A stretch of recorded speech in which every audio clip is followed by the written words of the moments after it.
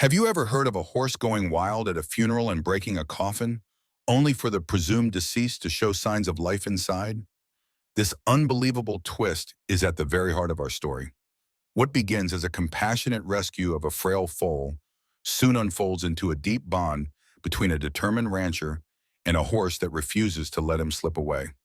You won't want to miss how their fates intertwine in the most astonishing way imaginable, reminding us that loyalty can sometimes bridge even the divide between life and death.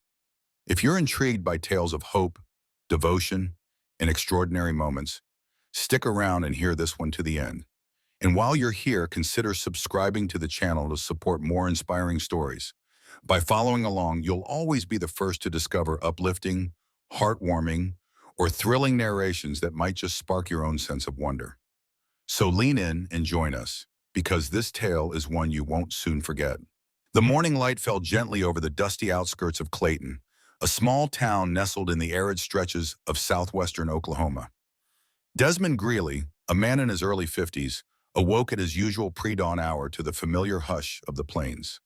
There was a persistent dryness to the air, as though even the wind had been scorched into submission, and the ground around his modest ranch bore the stamp of long, unforgiving summers. Out here, life was stripped to its essentials. Routine guided each day, and for Desmond, that routine began with feeding the handful of animals under his care. He was known to neighbors as a reticent figure, a rancher who asked for little and tended to keep his own counsel. Nevertheless, people respected him for the diligence and quiet kindness he displayed whenever a neighbor was in trouble.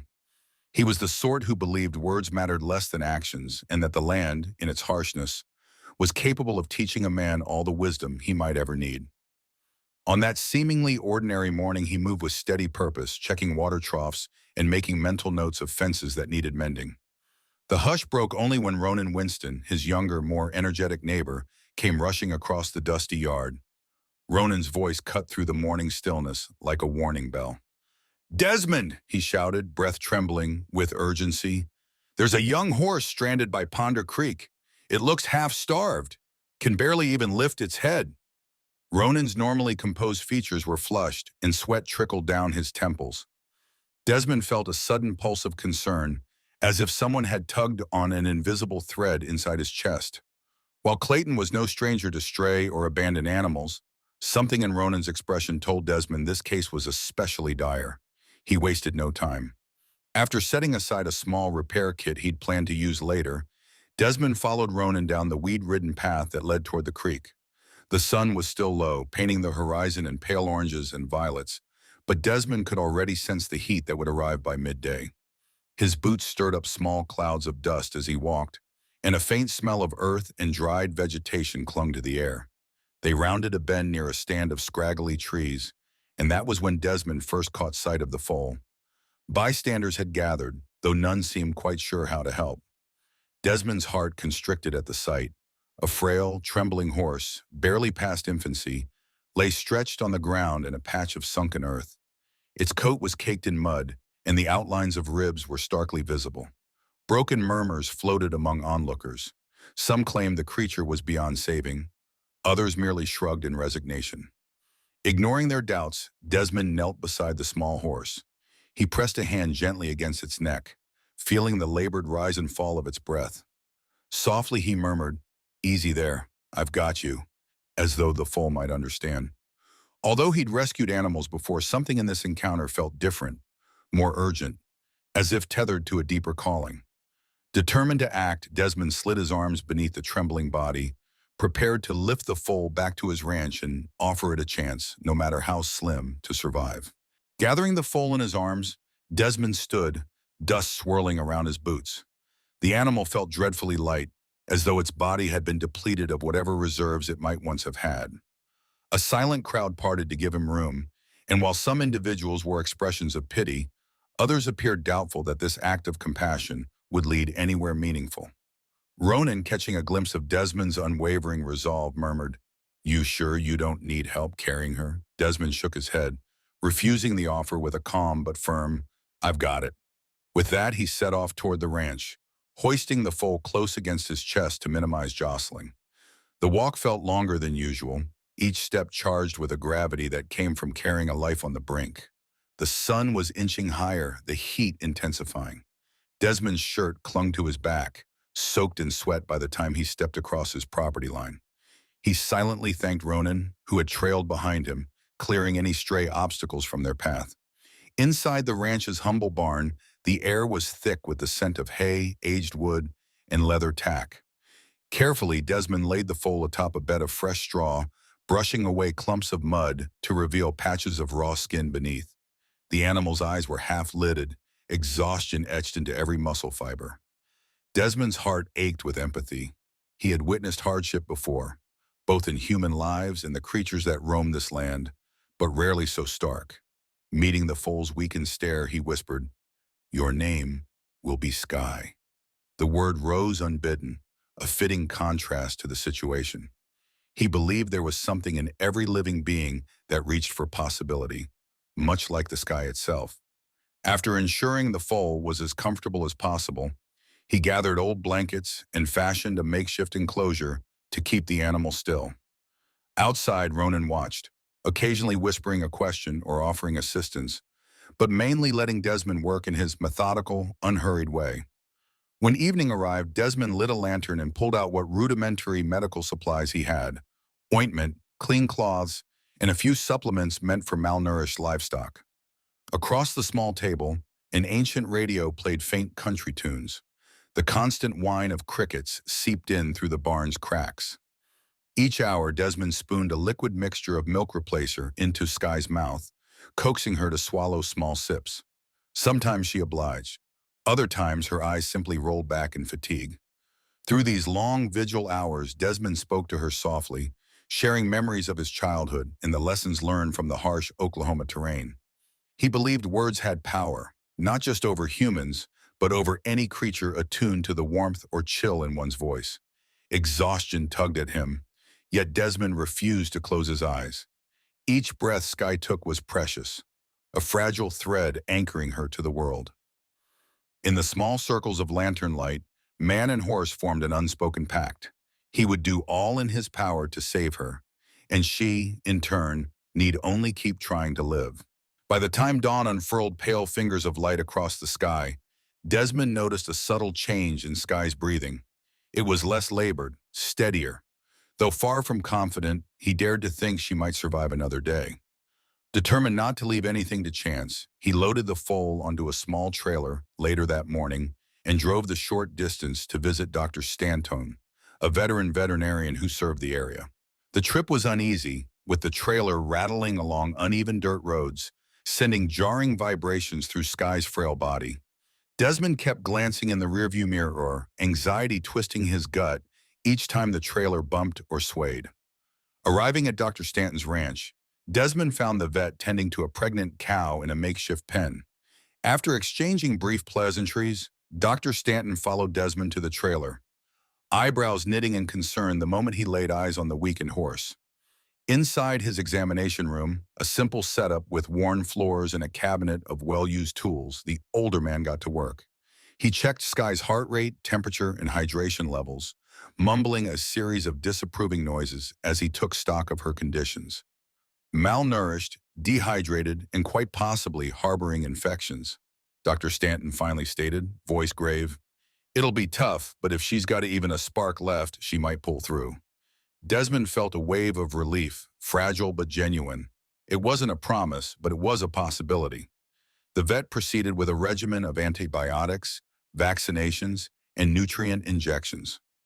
His practiced hands moved efficiently, each procedure a small piece of a larger battle for Sky's survival. By the end of it, Sky was breathing a bit more evenly, though she still lay prone, head lolling wearily. Desmond thanked Dr. Stanton, who handed him a list of instructions, dosages, and feeding schedules. "Don't skip any steps," he warned. "If she makes progress, it'll happen slowly. This isn't a one-day fix." Back at the ranch, Desmond adhered to these directives with a diligence bordering on obsession. He converted a portion of the barn into a comfortable recovery stall, layering it with fresh straw daily. He placed buckets of clean water within Sky's easy reach, checking and refilling them almost every hour. Each evening, he methodically administered medication, careful to maintain the precise schedule. Ronan dropped by with news of local ranchers who doubted the effort, some saying Sky was a lost cause, and it was merely a matter of time before Desmond's hopes were dashed. Desmond listened quietly, but he refused to let the negativity take root. Over the course of a week, faint but encouraging signs emerged. Sky began accepting slightly larger amounts of milk replace her. She lifted her head more frequently. By the second week, Desmond caught her making a shaky attempt to stand. Though her legs buckled almost instantly, it was a pivotal moment. The will to rise was there. Desmond's heart soared, and with gentle hands, he stabilized her until she grew too exhausted to remain upright. He spoke to her with unwavering reassurance. "You keep trying," he murmured, "and I'll be right here." As word spread around Clayton of Desmond's single-minded efforts to save Sky, neighbors and passers-by began to drop by more often. Some offered supplies, a few bales of higher-quality hay, nutrient supplements, or specialized feed. Others brought homemade herbal remedies, insisting they might give the foal an extra boost. The farm, once a quiet, almost solitary place, turned into a minor hub of local curiosity. Even the town's children seemed fascinated. They'd stand at a respectful distance outside the barn, watching with wide eyes as Sky struggled to her feet or as Desmond patiently coaxed her into taking a few more cautious steps. One day, an elderly neighbor named Harriet arrived with a knitted blanket, insisting it would help keep Sky warm during chilly nights. Desmond accepted it gratefully, draping it over the foal's back. His heart warmed at the steady outpouring of concern. Though he'd always preferred solitude, each gesture reminded him that compassion could bridge even the most familiar distances between people. The community's involvement mirrored his own growing sense of connection to Sky. She was no longer just a random stray, but a life he'd taken responsibility for. In her eyes, as she gained strength, he glimpsed a resilience that uplifted him in ways he couldn't fully articulate. Gradually, Sky's progress became undeniable. Though she still bore a gaunt frame, her coat began to regain a hint of luster. The trembling in her legs lessened, replaced by careful, halting steps that carried her a few yards before exhaustion set in. Desmond took these small milestones as monumental victories.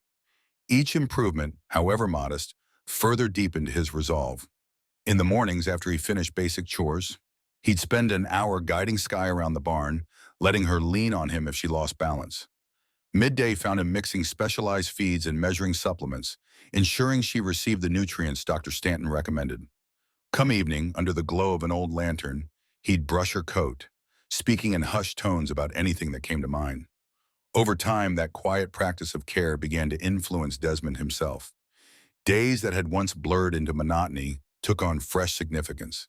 His eyes lingered on the shifting colors of sunrise, on the patterns of clouds. He found himself humming tunes while tending the barn, something he rarely did before. Thoughts that used to revolve around the daily grind of ranch upkeep expanded, making space for gratitude.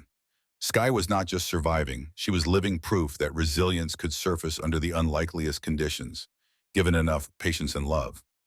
Meanwhile, Ronan stopped by regularly, partial witness to the transformation. He commented more than once, "Desmond, it's like she's bringing out a whole new side of you." Desmond would nod, half smiling, unsure how to convey the fullness of what he felt. At times, the connection between him and Sky bordered on the uncanny. She'd sense his approach before he even reached the barn, issuing a soft nicker in greeting. Those moments struck him as magical, as if an ancient pact had formed between man and horse, a reminder that care given in earnest can weave bonds that defy simple explanation. Before long, Sky's recovery became a kind of modest legend within Clayton. People spoke in hushed admiration, recounting how she'd been discovered on the brink of death, only to thrive under Desmond's meticulous care. Children began asking questions about horses at school, teachers using Sky as a lesson in compassion or perseverance. Harriet sometimes joked that the mare should be the town's official mascot.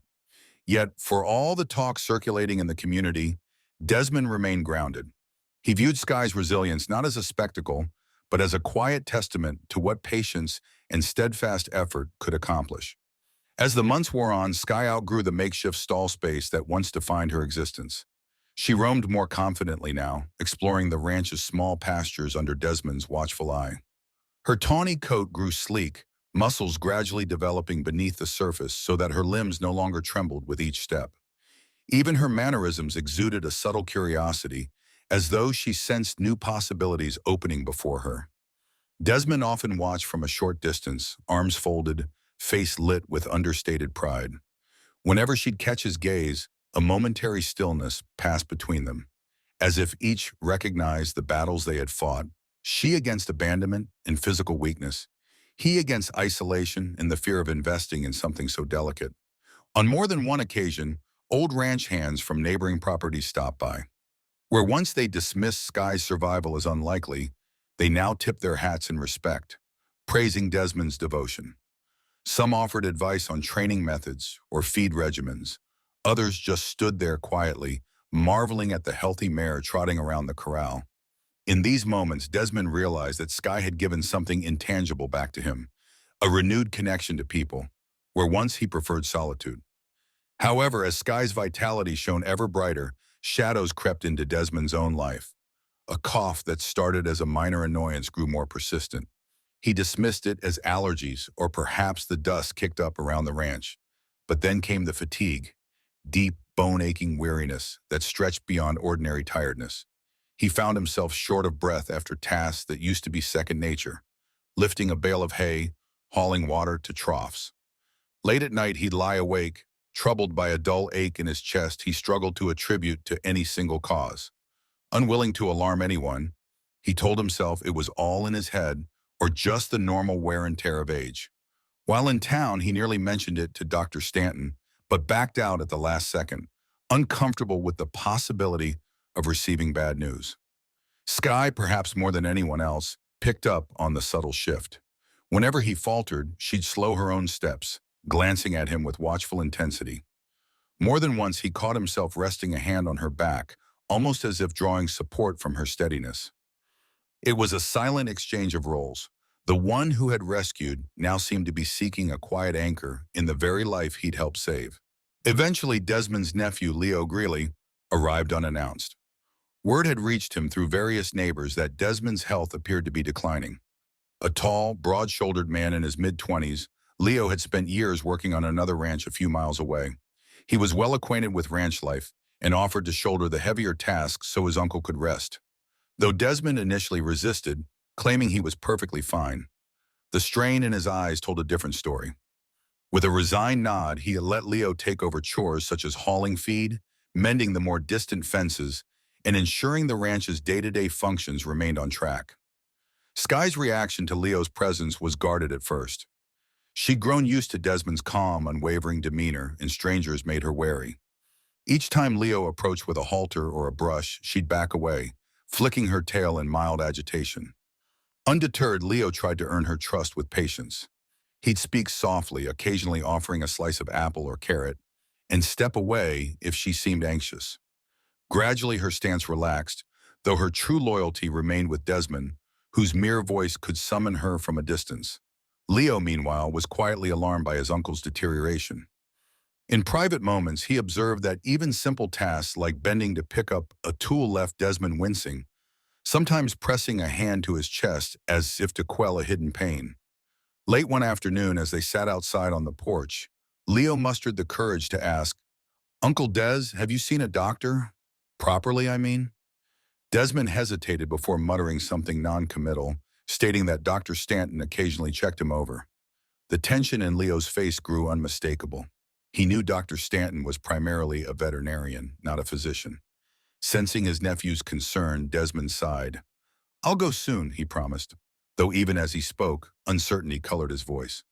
One evening, a sharp pang in Desmond's chest brought him to his knees beside Sky's stall. Unable to hide it from Leo, he finally allowed himself to be driven into town, where a visiting doctor ran a makeshift clinic in a back room of the general store. After an evaluation fraught with ominous silence, the doctor explained that Desmond's heart showed signs of serious strain. Further tests were recommended, but in a rural environment with limited facilities, immediate in-depth care was challenging.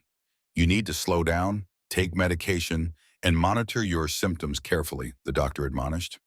Desmond managed a nod, inwardly grappling with the knowledge that his body was failing him, just as he hoped to spend more time with Sky. Returning to the ranch, Leo insisted on a new routine that lightened Desmond's workload even more. Resisting initially, Desmond eventually yielded, confronted with the reality that any sudden exertion could be dangerous. Sky, noticing the shifts, followed him more closely now, as though she sensed the precariousness of his condition.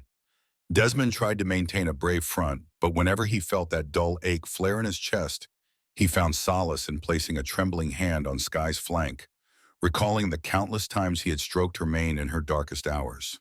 Days blurred into weeks, and Desmond found himself enduring a strange blend of worry and gratitude. Worry because his body was faltering in ways he could no longer deny, and gratitude because the ranch, with Leo's help, continued to function, and because Sky, the horse he had once thought might perish, now reflected the very essence of vitality. She trotted about with a lively gait, her once dull coat shining in the sunlight. Yet, in spite of her newfound energy, she never strayed far from where Desmond rested.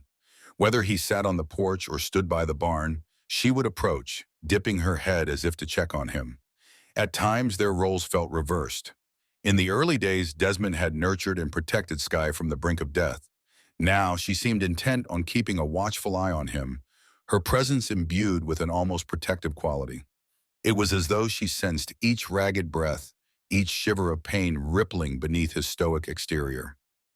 Occasionally, Desmond would stand with her in the open field, leaning against her strong shoulder, while gazing at the open sky that stretched endlessly overhead. The land felt more precious to him than ever, each gust of wind a reminder that life, while fragile, could also be immeasurably profound. Despite his attempts to rest, the downward spiral of his health continued. The local doctor had warned him that a failing heart often took unpredictable turns. Some days he would feel nearly normal, able to walk around and even partake in minor chores. On others, he was leveled by a crushing fatigue, forced to lie down for hours, each breath laborious. During those darker moments, he would open the window, letting the fresh air drift in, and call softly for Sky. More often than not, she'd wander close, her muzzle appearing by the windowsill. Even without stepping inside, her presence emanated a kind of solace that words failed to convey. One crisp morning, Desmond nearly collapsed while trying to fill a water trough. Leo found him hunched over, gasping for air, one hand clutching his chest. Panic flashed across Leo's face, and he guided his uncle back to the porch. Desmond's fingers trembled around a glass of water, eyes distant with fear. He was forced to concede that he might not have much time left if his condition continued to deteriorate. The question was, what would become of Sky if he were gone? A discussion ensued late one evening in hushed tones as Desmond told Leo he wanted to ensure the mare's future was secured. Leo placed a hand on Desmond's shoulder. "I promise," he said gently, "Sky will always have a home here." Though comforted, Desmond still felt a pang of sorrow. He had hoped to share many more years with the horse that had reignited his sense of purpose. Now he couldn't shake the notion that their time together was hurtling toward a sorrowful and inevitable close, a reality as unyielding as the land itself. Then came the day that would forever alter the lives of everyone who crossed Desmond's path. In the quiet hours before dusk, he was struck by a sudden and debilitating pain that radiated through his chest. Leo, hearing a thud from the next room, rushed to find Desmond collapsed on the floor, eyes wide in shock. Desperate calls were made, and the local doctor arrived as swiftly as possible. But there was a limit to what could be done in such a remote setting. Desmond's breaths grew shallower, heart fluttering like a caged bird on the verge of stillness. At one point, he squeezed Leo's hand, whispered something unintelligible, and let out a rattling exhale. A hush descended on the house, that profound stillness that signals a life has ended. Outside in the fading daylight, Sky released a distressed neigh, kicking at the gate as if she sensed that something vital had been torn away. Word spread quickly among neighbors and friends, summoning them to the ranch with casseroles, condolences, and tears. Desmond, the once resilient rancher who had rescued a dying horse, was himself gone, or so it seemed to all who witnessed his final moments. Arrangements for a simple funeral began almost immediately. It was customary in Clayton to bury the dead with minimal delay, especially when summer heat could render the logistical considerations pressing. Leo selected a handmade pine coffin, reminiscent of the barn walls Desmond had known so intimately. Plans were made to hold the ceremony beneath a sprawling oak tree on the property, a spot Desmond had favored for quiet reflection. Sky's grief was no less tangible. She paced the pasture restlessly, calling out with a series of pained, high-pitched whinnies that seemed to stab the silence. Several neighbors tried to calm her, offering gentle pats or placing a hand on her mane. Yet she backed away, eyes rolling with a disquiet that appeared more than just animal instinct. Eventually, Leo decided to secure her in the barn during the funeral, fearing she might disrupt the solemn proceedings. On the day of the service, people from across Clayton gathered at the oak's massive roots. The coffin was placed on a wooden stand, draped in a simple cloth. Some folks murmured prayers under their breath, while others stood in mute disbelief, remembering how Desmond had been so recently among them. The local pastor spoke a few words, referencing Desmond's kindness, his devotion to a horse that the world had given up on, and how that mirrored the depth of his character. A subtle breeze stirred, rustling the leaves overhead. All the while from within the barn, Sky's distressed neighing rang through the hush. She hammered the stall door with her hooves, as though physically protesting this final separation. A palpable tension clung to the air, a sense that some critical piece of the story was being withheld from its rightful conclusion. Nonetheless, the service pressed on, and the pastor's words rose above the chaotic background of her cries, affirming the community's collective sorrow and their respect for a man who had touched many lives. Moments later, as if driven by an unbreakable compulsion, Sky broke free. The lock on her stall gave way under the force of her kicking, and she charged out of the barn, hooves thundering against the earth. Startled mourners gasped and stepped aside, creating an impromptu passage that led straight to Desmond's coffin. Leo called out her name, trying to intercept, but Sky was fueled by something more potent than fear or confusion. She galloped with her ears pinned back, eyes fixated on that wooden box, as though it were the only object in the world that mattered. Halting sharply before the coffin, she reared up on her hind legs, her silhouette framed starkly against the muted sky. Her forelegs crashed down on the pine lid, eliciting a deep crack that echoed in the stunned silence. Gasps and cries arose from those gathered. Someone shouted, "Stop her!" Yet nobody dared to move. The raw power of her grief was too staggering to confront. Another strike of her hooves caused the lid to splinter, revealing the still form inside. Families huddled together, torn between horror and a wrenching empathy for the creature's unimaginable despair. But Sky did not back down. She struck yet again with a deliberate force. The wood gave way further. Pieces fell aside, and for a fleeting second, it felt as if reality itself had paused. In that moment of quiet, a barely perceptible sound emanated from within the coffin, a faint, ragged exhale. A wave of disbelief rippled through the mourners. Some whispered frantically, questioning what they had heard. Others rushed forward, eyes wide with shock. Leo, heart hammering, reached the coffin first. Splinters cut his hands as he pried the broken lid further aside. Inside lay Desmond, pale as death, yet unmistakably stirring with shallow, rasping breaths. "He's alive!" someone cried, voice quivering with both panic and jubilation. Immediately chaos reigned. Some people sobbed, others shouted instructions, and a few fainted outright. The pastor stumbled backward, clutching a Bible to his chest, tears streaming down his cheeks. In the midst of this eruption of confusion and awe, Sky stood panting, sides heaving, her eyes locked onto Desmond's face. A group of men and women formed a circle around the coffin, carefully lifting Desmond onto a blanket. Others fetched whatever medical supplies could be found. The local doctor, who had only moments before mourned the loss of his patient, knelt down and checked Desmond's pulse.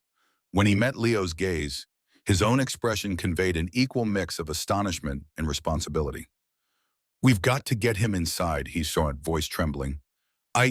He must be in a cataleptic state. It's possible his vital signs were so faint, they went undetected."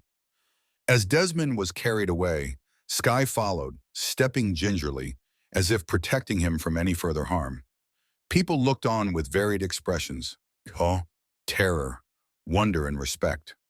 Wordless, they parted to clear a path through the throng, some holding their breath, uncertain whether this was a miracle or a twist of fate too uncanny to parse. Inside the house, frantic efforts ensued. Neighbors brought blankets to keep Desmond warm, and the doctor administered a series of treatments to stabilize his vitals. Onlookers crowded the doorway, eyes brimming with astonishment at the figure who had so narrowly escaped burial. For several agonizing minutes, Desmond teetered between oblivion and consciousness, stirring only enough to release faint moans. Finally, his eyelids fluttered, revealing a blurry confusion as he gazed upon faces contorted by worry. The first focal point his eyes settled on was Sky's muzzle, hovering just inches away, her breath warm against his cheek. Revelation crashed over everyone assembled. Words tumbled out as the doctor explained catalepsy, a condition in which bodily functions slow to near imperceptibility, often leading to the false assumption of death. "I've heard of it, but never witnessed it here," he admitted, voice edged with relief. The entire crowd seemed suspended in a haze of disbelief, trying to grasp that a funeral had been transformed into a life-saving intervention by a horse's unbreakable determination. As Desmond's heartbeat steadied, the hush lifted into a cacophony of whispered gratitude and stunned exclamations. Tears ran freely down the cheeks of those who had counted him lost. Several approached Sky with trembling hands, acknowledging that her wild outburst was the only reason Desmond still drew breath. Outside, the forgotten coffin lay in splinters, its intended occupant improbably reclaimed from its confines. It felt as though the universe had turned logic inside out, making space for this singular moment of grace. Hours passed, and Desmond gradually regained fuller awareness. Still too weak to speak at length, he managed a hoarse whisper of thanks to all who had aided him. His gaze kept drifting to Sky, whose unwavering eyes and soft nuzzles seemed to communicate a profound bond that transcended words. In quiet intervals, the doctor and a few neighbors orchestrated a comfortable setup for Desmond, ensuring he wouldn't be moved unnecessarily. A guest bed was brought to the main room, pillows and quilts arranged so he could rest in a place easily accessed by those tending to him. Outside, the sky deepened into evening. No one remembered to leave, nor did they want to. It was as if an unspoken desire bound them all to witness this extraordinary event's aftermath. A hush fell whenever Desmond dozed, replaced by hushed discussions about the fragility of life, the mysteries of the human body, and the uncanny loyalty between man and beast. Some speculated that Sky had sensed the faint heartbeat the rest of them overlooked. Others spun theories involving primal intuition or divine intervention. Through the open window, a breeze carried the scent of earth and wild grasses, a gentle reminder of the land's unceasing pulse. In that space, the line between the miraculous and the mundane blurred, as though the harsh reality of Clayton's dusty roads and battered fields had always harbored the seeds of something extraordinary, waiting only for a horse's hoofbeats to crack the shell of disbelief. In the days that followed, Desmond hovered between fragile improvement and lingering exhaustion. Yet he was undeniably alive, and each sunrise felt like a second chance earned by the raw, unfiltered devotion of the horse he'd once rescued. The entire town now spoke of Sky with a reverence typically reserved for legends or saints, while Desmond's narrow escape from an all-too-premature burial became the most riveting piece of local lore in recent memory. Friends, neighbors, and even distant acquaintances flocked to the ranch, some bearing gifts or letters of sympathy mixed with wonder. Desmond, though still weakened, managed brief moments of lucidity where he'd stroke Sky's mane and offer soft words of gratitude. He recounted, in faltering whispers, how he recalled an enveloping darkness. But somewhere in the distance, he sensed Sky's presence, as if her determination formed a lifeline tugging him back from the void. Doctors from nearby towns, upon hearing the story, expressed both fascination and caution, emphasizing that Desmond would need ongoing care. Yet the prevailing sense was that his recovery, while tenuous, was guided by a force outside mere medicine. Sky, for her part, remained an ever-watchful sentinel. She would roam the property freely, but each day, at multiple points, she returned to the window or door where Desmond rested. The moment she sensed him stirring, she'd poke her head inside, whisking her tail gently. The intangible bond they shared became a living testament to the power of empathy, an empathy that seemed to flow equally between man and beast. As Desmond gained a bit more strength, he ventured outdoors with Leo's assistance, leaning on a cane or a shoulder. Sky would approach gingerly, keeping pace with his slow steps, her large eyes full of patient understanding. While the doctor insisted that Desmond not overexert himself, He insisted in turn that spending time around Scott was essential to his spirit. Each day they managed a few more minutes together under the open sky, gazing across the rolling fields that had once seemed so punishingly barren. Everything now carried new meaning. The warmth of sunlight on Desmond's skin, the rustle of grass beneath Sky's hooves, and the simplest act of breathing in fresh air without pain. The reality of what nearly happened weighed on them both, transforming each shared moment into a precious slice of grace. Over time, the broken coffin and the funeral that never was became symbolic of the fragility of life and the resilience that can spark at the threshold of death. People in Clayton spread the tale beyond the town's borders, how a horse's unyielding devotion revealed life where everyone else saw only the finality of loss. Some turned the story into a parable of faith, others into a testament to the inscrutable bond between humans and the animals they care for. Through it all, Desmond remained the same gentle spirit, albeit humbled in a way only near tragedy can impart. He no longer took for granted the chores, the daily rhythms, or the subtle interplay of need and care that marked his bond with Sky. In each glance they exchanged, it was clear that love, unspoken though it was, had kept Desmond's heart beating, and in a profound sense had saved them both. From a personal standpoint, the most remarkable lesson this story leaves us with is how powerful our connections can be, even when they transcend the usual boundaries. A quiet rancher and a horse, both survivors in their own right, showed us that love and perseverance might just conquer the bleakest of circumstances. Beyond the incredible moment when a coffin was broken open and new life was discovered, there's a message here for all of us. Sometimes compassion can bring the greatest miracles, and our smallest acts of kindness can ripple into life-changing outcomes. As we wrap up, I'd love to know your thoughts. What moved you most about this story? Do you believe animals sense our emotions more deeply than we realize? Feel free to share your opinions in the comments, because your insights and experiences make these stories come alive. Thank you for listening, and remember, hope often arrives in the most unexpected ways. Let's keep the conversation going.